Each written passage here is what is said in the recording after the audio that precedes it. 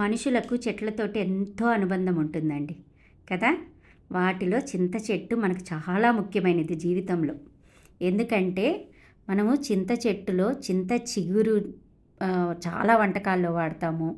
అలాగే కాయల్ని చింతకాయ పచ్చడి నూరుకుంటాము. ఆ చింతకాయ పచ్చడి మన ఆంధ్ర మాతగా కూడా పిలుస్తాము కదా.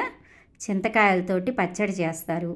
అలాగే మనము పండును కూడా తయారు చేస్తారు. చింతపండుని దాదాపుగా ప్రతి దేశంలో నాకు తెలిసి చాలా వంటకాల్లో ఉపయోగిస్తారు. చింతపండు ఎక్కువ వాడడం వల్ల మనకు జ్ఞానేంద్రియాలు షార్ప్గా పనిచేస్తాయి అని అంటారు కదా. కాబట్టి చింత చెట్టు బెరడు కూడా చాలా ఉపయోగపడుతుంది. ఇంకా చెట్టు మొత్తం అండి మనకు జీవితంలో చాలా ముఖ్యమైన చెట్టు ఏదంటే చింత చెట్టు. ఎక్కువ నీడని కూడా ఇస్తుంది అలాగే కదా. అలాగే చింతకాయలు చిన్నగా ఉంటాయి, కొన్ని చెట్లకు పెద్ద పెద్దగా ఉంటాయి. నేను ఇప్పుడు చెప్పబోయే చింత చెట్టు జీవితాలనిచ్చిందండి. చాలామందికి జీవితాలనిచ్చింది. మీకు విచిత్రంగా ఉండొచ్చు, అది ఎక్కడో కాదు, మన హైదరాబాద్లోని ఎర్రమంజిల్ స్కూల్లో ఎంట్రన్స్లో ఉండే చింత చెట్టు అండి. ఆ చింత చెట్టుకి ఎక్కువగా ఏమి పూత కానీ కాయలు కానీ ఎక్కువగా మేము ఎప్పుడూ చూడలేదు. కాకపోతే 1960 నుంచి ఈ రోజుటి వరకు, అంటే ఇప్పుడు నిమ్స్ వాళ్ళు ఆ స్థలాన్ని స్వాధీనం చేసుకొని ఆ బిల్డింగ్ని కూల్చేశారు.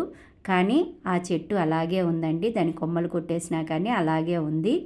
ఆ చింత చెట్టు కింద ఎంతమంది జనరేషన్లు ఇప్పుడు అమ్మమ్మలు, తాతయ్యలు, నాయనమ్మలు అయి ఉన్నారు. విదేశాలకు వెళ్ళారు, పెద్ద పెద్ద ఉద్యోగాలలో ఉన్నారు.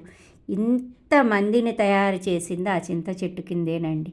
అంటే ఎంట్రన్స్లోనే ఉంటుంది, ఆ నీడలోనే ఉండేవాళ్ళము. అక్కడే పక్కన ఒక రాళ్ళది ఉండేది, అక్కడ చదువుకునేవాళ్ళు. ఆ చింత చెట్టు కింద, ఆ చింత చెట్టు అప్పుడు చదివినప్పుడు ఎంత అనుభూతి ఉండేదో దాని కింద కూర్చుంటే. దాని కిందే తిరిగేవాళ్ళు.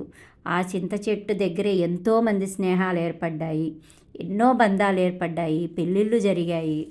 అలాగే మంచి స్నేహభావంతో ఇప్పటికి కూడా అన్ని బ్యాచ్లు కలిసిమెలిసి ఉన్నారంటే అలాంటి చెట్టు కింద చదువుకోబట్టే. అంత గొప్ప చింత చెట్టు అండి.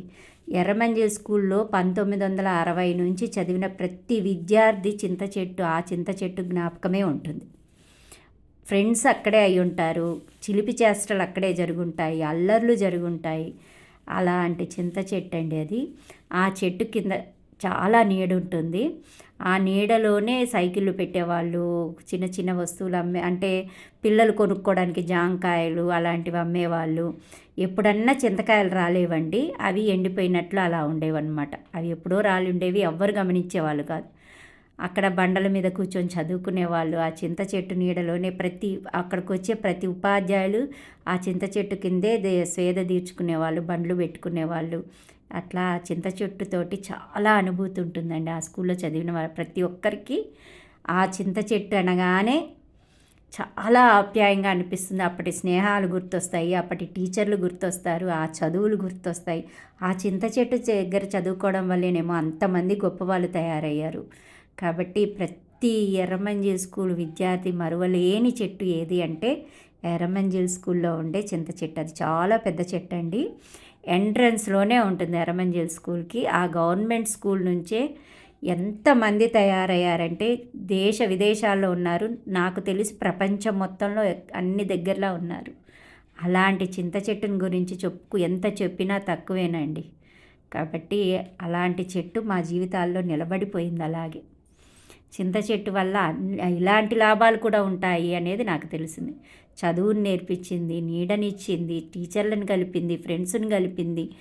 మనకు చాలా అంటే అక్కడ చదివిన ప్రతి ఒక్కరికి చాలా బంధాలను ఏర్పరిచింది. జీవితంలో వాళ్ళు మరువలేని జ్ఞాపకాలని ఆ చింత చెట్టు ఇచ్చిందండి.